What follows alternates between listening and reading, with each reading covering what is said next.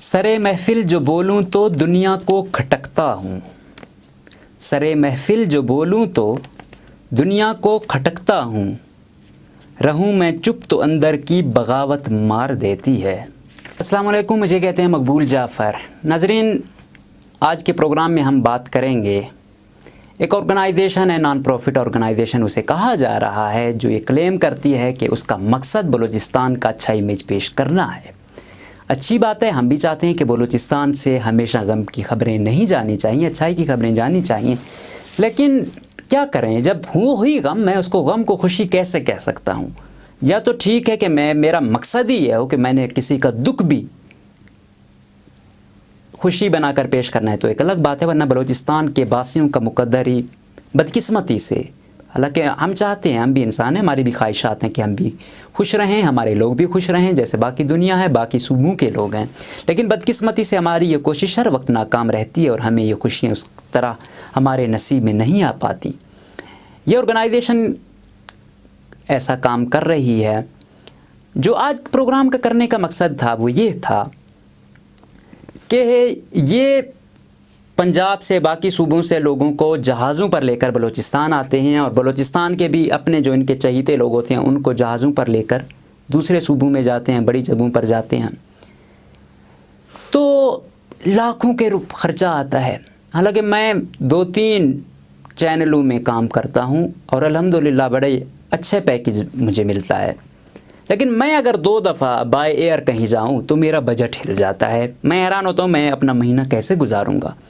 لیکن یہ لوگ سینکڑوں کی تعداد میں لوگوں کو لے کے جاتے ہیں، تو کس طرح یہ بجٹ اتنا مینیج ہو جاتا ہے؟ پھر ان کو مہنگے ریسٹورنٹس میں رہائش ان کی رکھنا، پھر ان کو بڑی امپورٹنٹ جگہوں پر لے کے جانا، پھر ان کی فوڈ، پھر ان کی ٹریولنگ، یہ کروڑوں میں گیم چلی جاتی ہے۔ کہاں سے یہ پیسہ آ رہا ہے؟ یہ بڑا اہم سوال ہے، یہ سوچنا ہوگا کہ اس میں کہاں سے آ رہا ہے، کیونکہ جو کہا جا رہا ہے سینیٹر انوار الحق کاکڑ صاحب اس کے ہیڈ ہیں، تو سینیٹر انوار الحق کاکڑ کا آپ کے پاس اتنا پیسہ کہاں سے آیا ہے؟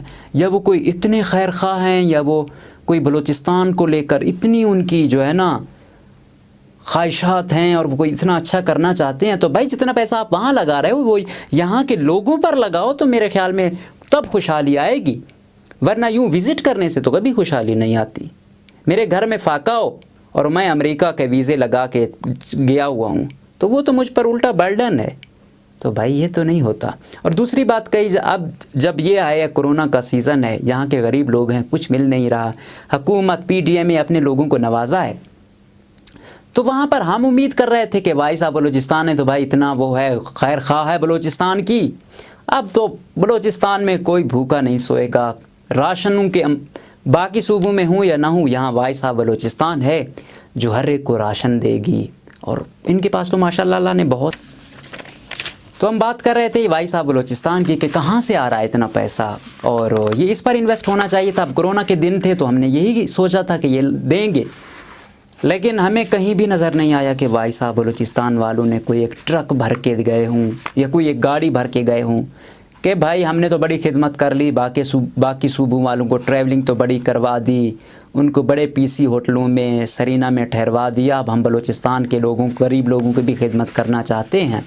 لیکن ہم نے کیا دیکھا کہ بس ایک بس وہاں پہ کوئی تقریری وہ آن لائن وہ کر دیے گئے ٹائم پاسی کے لیے، بس ایک، اور کچھ بھی نہیں کیا گیا۔ تو مجھ سے اس سے ایک بات یاد آ گئی، ایک کوئی سین تھا، کوئی ایک ڈاکومنٹری تھی غالباً یا کوئی ڈرامہ تھا، اس میں وہ کہتا ہے کہ اس میں ایک شخص ہوتا ہے جو جس کو بھی تکلیف ہوتی ہے وہ پیش ہوتا ہے، آگے ہوتا ہے، لیکن ایک دن اس کی بیٹی بیمار ہو جاتی ہے تو وہ نظر ہی نہیں آتا، نہ اس کو وہ سیریس لیتا ہے۔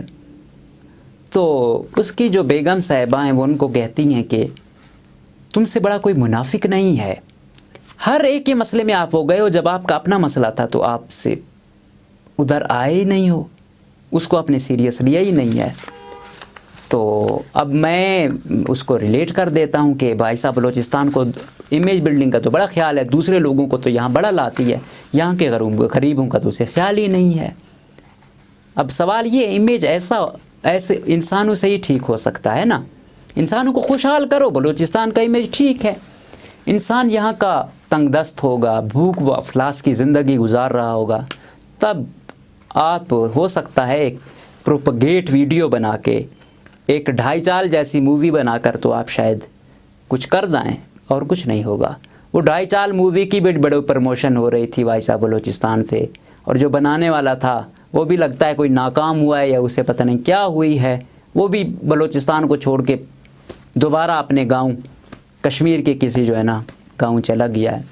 तो जब हमें ना सिखाएं कि हुब्बुल वतनी क्या है, हमें ये ना बताएं कि हमारे मसाइल क्या हैं, तो पहले आप अपने जो है ना उन पर नज़रसानी करें। ढाई चाल वाले साहब अपने उस पर नज़रसानी करें, हम अपना केस लड़ना, अपना वो करना बहुत खूब जानते हैं। और अफसोस की बात यह है कि ये लोग क्या करते हैं कि ये ढाई चाल वाले जैसे लोग मुफ्त में बस तारीफ़ कर दी या कोई ना वो कर दिए, जायज़ या नाजायज़, बस ख़ास लोग ताकतवर हल्के के लिए वो बोल दिए, उसका वो इम्प्रेशन ये दूसरों पर डालते हैं। फिर मुझे उन पर भी हैरत होती है कि अगर आपकी कोई तारीफ़ कर दे तो आप उसके लिए कुछ भी कर जाएंगे। ये कहाँ का इंसाफ है? आप कॉन्स्टिट्यूशन किताबें ये तारीफ़ करने वाले किताबें हैं।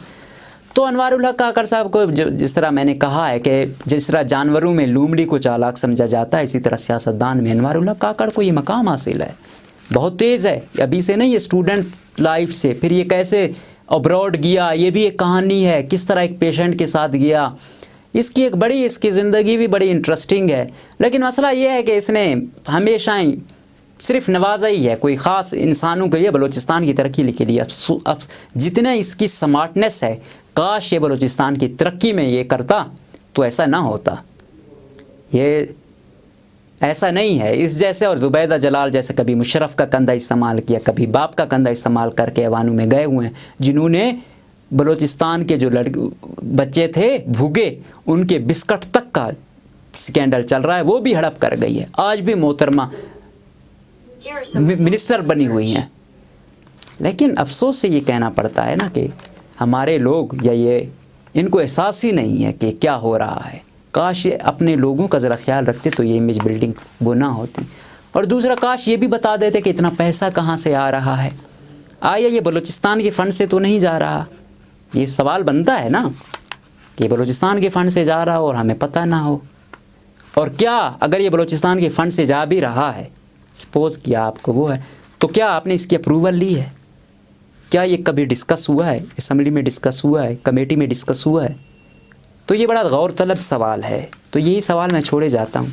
और दूसरा जो मैं ये कहता हूँ, तो जो जॉब होल्डर हैं जो इनके वो पीछे लग जाते हैं या मुझे गलत वो करते हैं, तो भाई ऐसा नहीं है।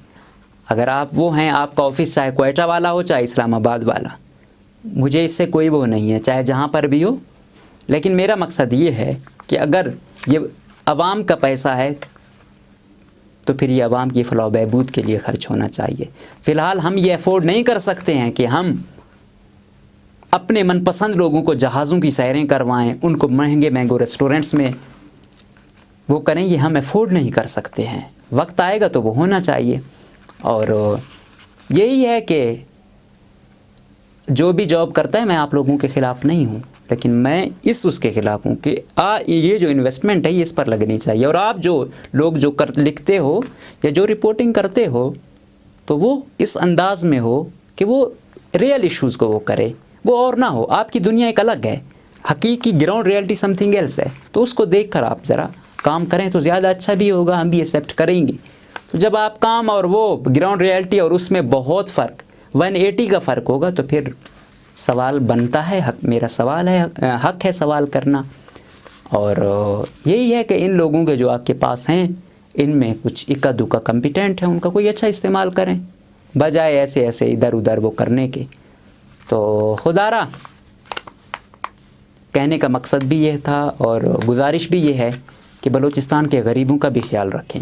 सिर्फ मनपसंद और दूसरे सूबों से अपने चहीते लोगों को चुन चुन कर विज़िट करवाना ये नहीं, यहाँ के गरीबों का भी ख्याल रखें। अगले प्रोग्राम तक के लिए दीजिएगा इजाज़त। अल्लाह हाफ़िज़।